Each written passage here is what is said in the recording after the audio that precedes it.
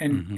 And I don't mean to imply that the emotional movement is enlightenment, because I don't think it is specifically. Again, you can't tie it down, but I do think there's something to this story that shows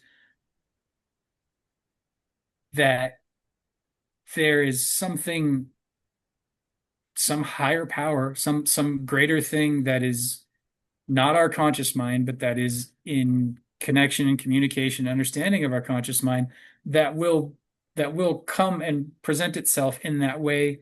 And when it does, things that have been holding it back or that have been holding us back, beliefs that we have had, maybe not even consciously, but they just disappear. Traditionally speaking, and not in Zen, it's in a different school.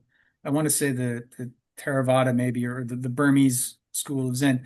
They'll have there's these like four paths. So like you have sort of first path, you have some sort of a awakening experience and enlightenment experience, and then you go like second, third, and fourth. And supposedly at each one of those, like certain fears drop away. So like at the first one, I don't remember the specifics. It's been years since I studied this. There's a book by Daniel Ingram called Mastering the Core Teachings of the Buddha that people can look up if they really want to dive into this. It's very heady, but it talks about the whole path. But supposedly at the first path, like you're no longer afraid of death or something like that. Like some belief you had about what it meant to be yourself. You're like, oh, I'm not actually that thing. And the fear of death, like you're not consciously thinking of this, but just the unconscious roots that gave rise to it aren't there anymore. Hmm. And then that continues to refine and refine through time.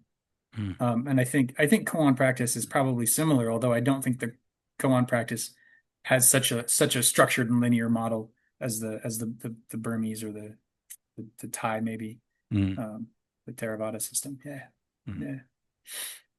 What was your did you have like me an emotional reaction to this account?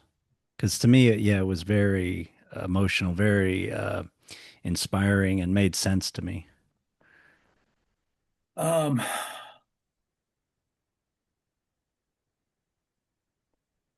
I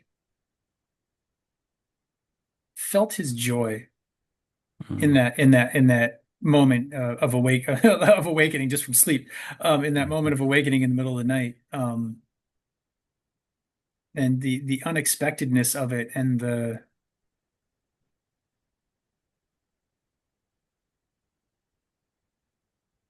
permanent nature of it, I guess. Because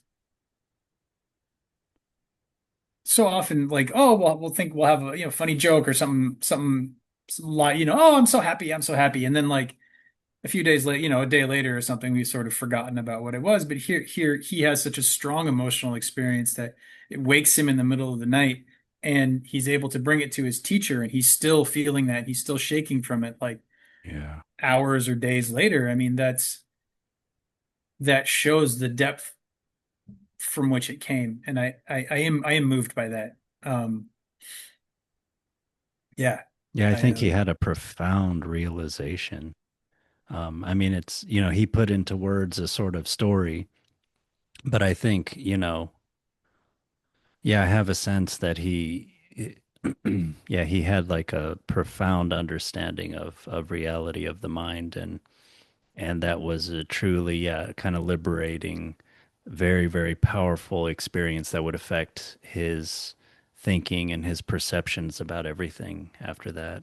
hmm hmm But yeah,